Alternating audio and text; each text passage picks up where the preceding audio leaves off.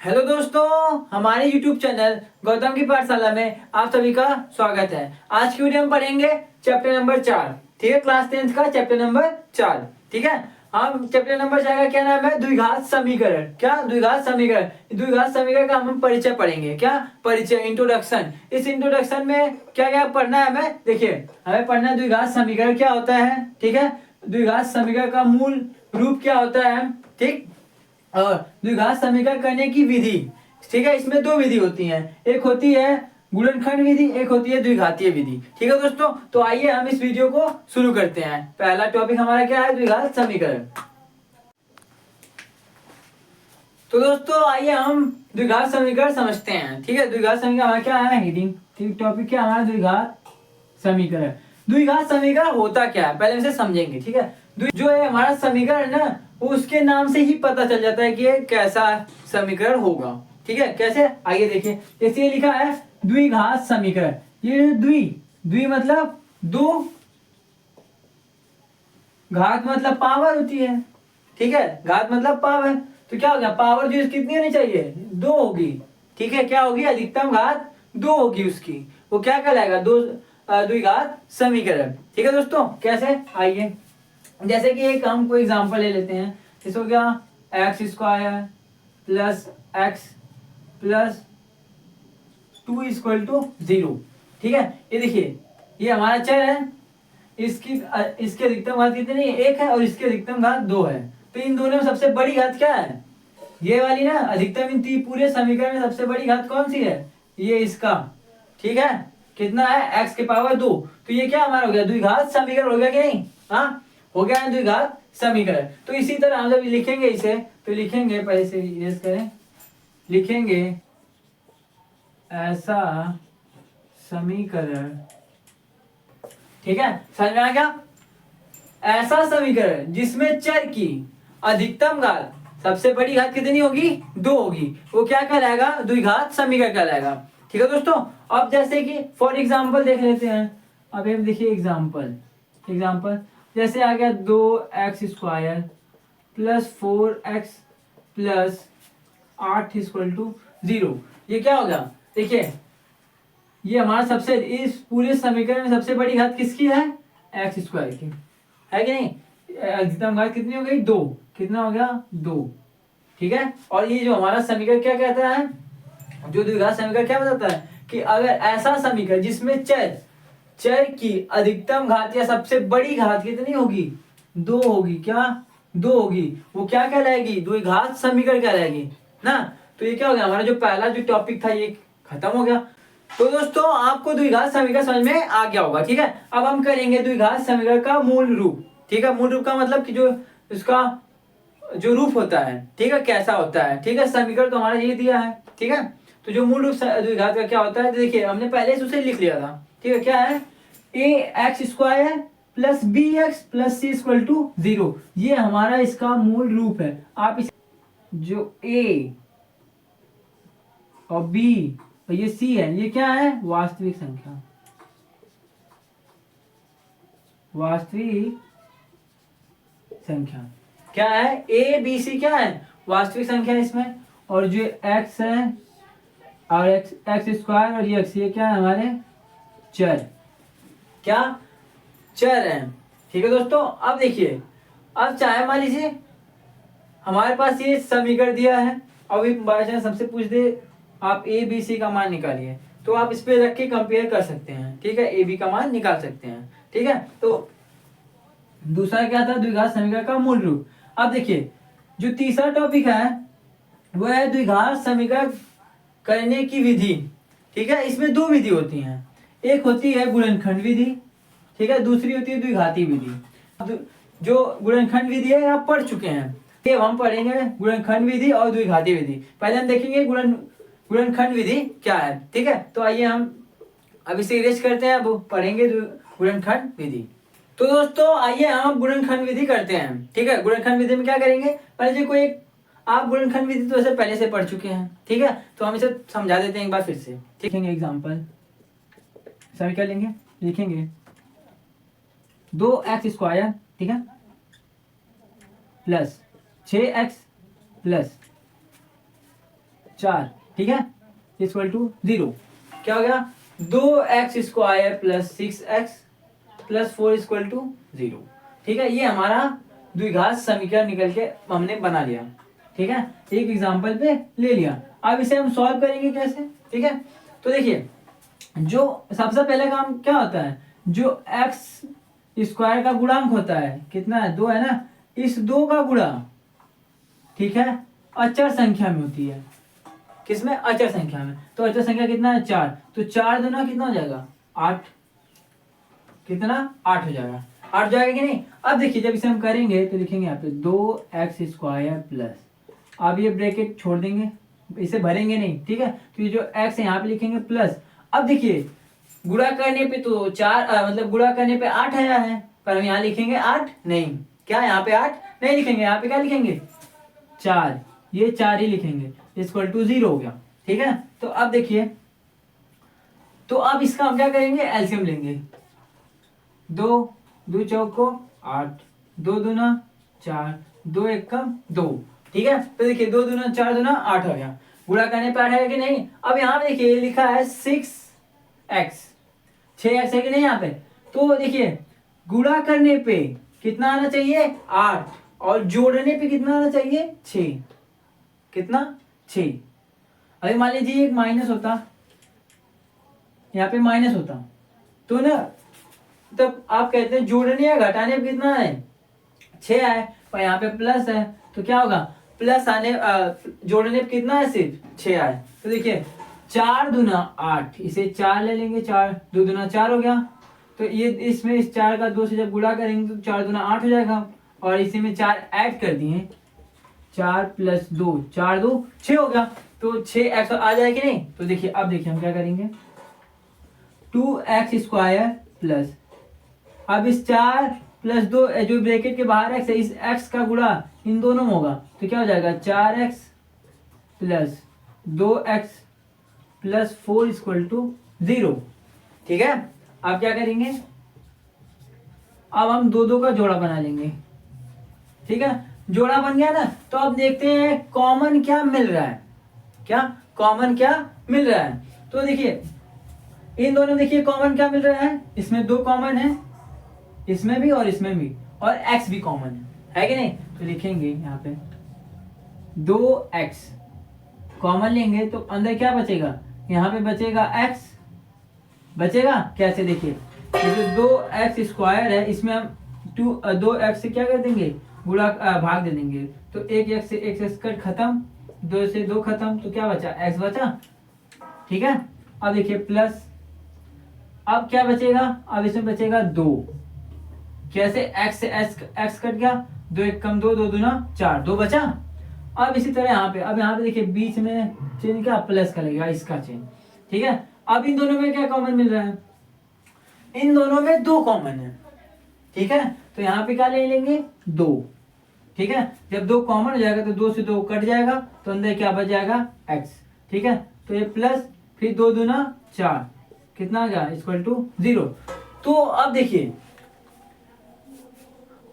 हमारा जब ये जो हमने सॉल्व किया है कब सही होगा, जब ये जो ब्रैकेट में दोनों सेम दोनों ब्रैकेट में आएंगे, तब हमारा क्वेश्चन क्या होगा, सही होगा।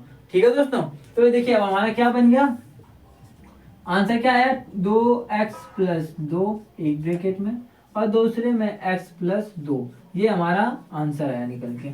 आप इसे कर सकते हैं आगे भी, ठीक है, कैसे, ये 0 है ना, तो इसी वजह से लिखेंगे 2x plus 2 equal to 0, 2x equal to minus का 2, x इक्वल टू माइनस 2/2, 2 से 2 कट गया, तो x बराबर कितना गया, -1। ठीक है, इसी तरह इसे करेंगे हम, इसे लिखेंगे x प्लस 2 इक्वल टू 0, तो x इक्वल टू कितना आ गया, -2। ये हमारा क्या आ गया, आंसर आ गया x की वैल्यू। क्या, इस x की वैल्यू कितनी होगी, 1 या 2।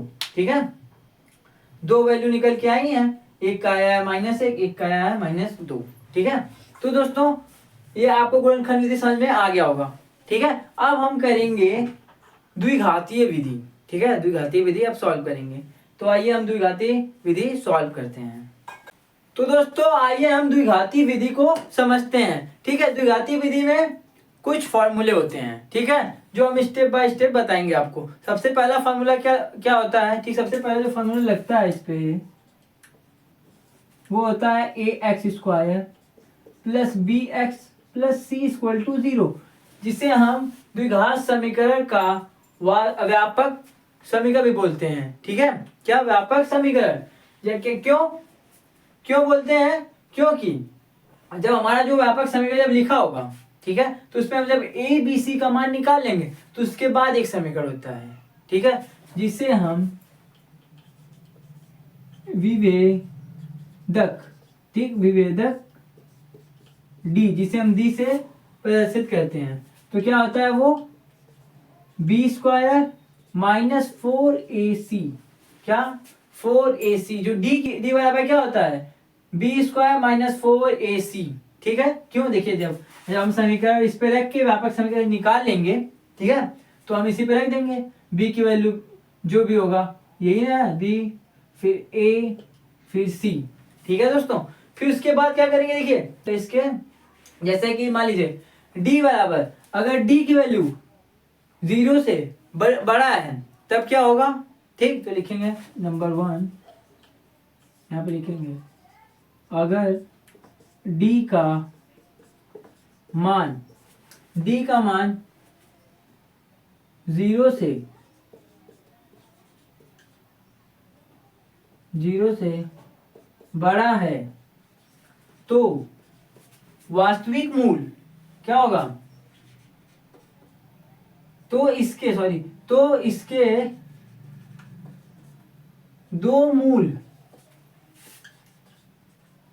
दो वास्तविक मूल होंगे, दो नहीं होता है, ठीक है दोस्तों।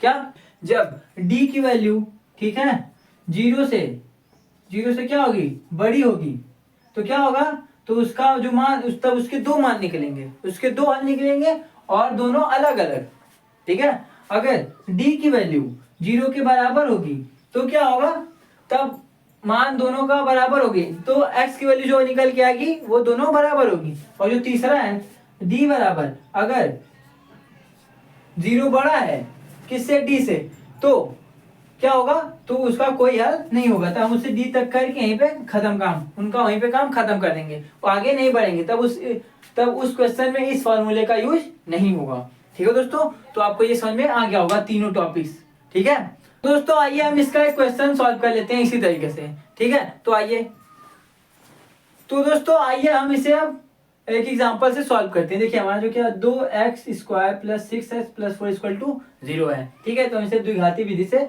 सॉल्व करेंगे। तो आइए करते हैं। तो देखिए सबसे पहला काम क्या था, पहले हम इस समीकरण को व्यापक समीकरण से तुलना करेंगे, जिससे हमारा a b c का मान निकल के आ जाएगा। तो लिखेंगे व्यापक समीकरण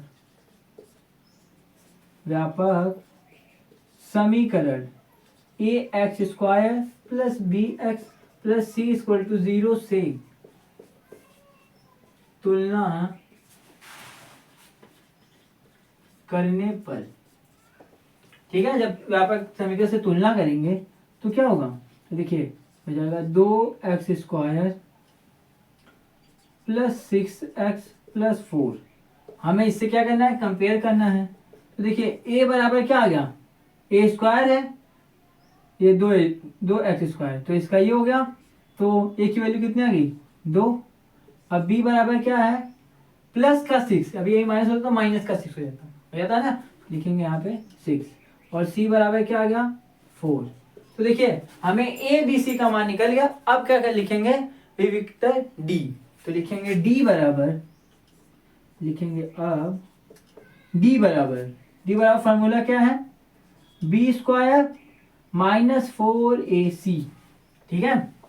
अब देखिए d इक्वल टू कितना, 6 का whole square minus 4 into 2 into 4, ठीक है। तो d इक्वल टू कितना आ गया, 6 के 36 आ गया, कितना आ गया 36 माइनस 4 दूना 8, 8 चौको 32, कितना 32। तो d बराबर कितना आ गया 4, क्या d बराबर 4। तो हम लिखेंगे यहाँ पे d क्या है, 0 से बड़ा है, ठीक है, क्या 0 से बड़ा है, अतः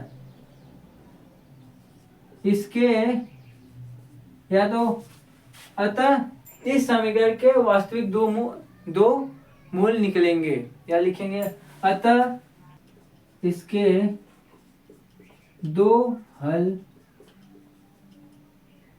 होगा, अतः इसका दो हल होगा। ठीक है, तो अब देखिए अब हम क्या करेंगे, अब हम s की वैल्यू निकालने के लिए श्रीधरा चार्ज का इस्तेमाल करेंगे। लिखेंगे श्रीधरा चार्ज से, क्या श्रीधरा चार्ज विधि